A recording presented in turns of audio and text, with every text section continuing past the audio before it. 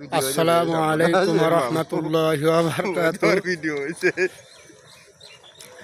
প্রিয় দেশবাসী, সবার কাছে আন্তরিকভাবে দোয়া চাই। গতকাল রাত 1:30টার দিকে ঝড় সাপটে রসুলপুর মাহফিলের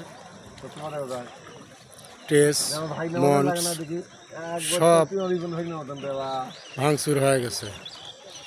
সবাই দোয়া করবেন, আমরা জানি আজকে জহরক্তর আগেই ময়দানে বসতে পারি, এই কামনাই সবার কাছে করতেছি।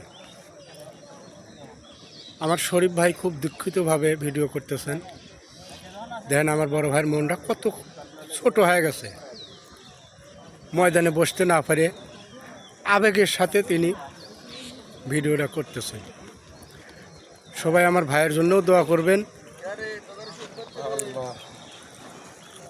আমাদের ময়দানের পরিস্থিতি খুব ভয়াবহ, ময়দানের ভিতরে পানি বেজে আছে।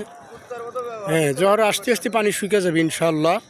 আপনারা সবাই দোয়া করবেন, আমরা জানি ময়দানে বসতে পারি।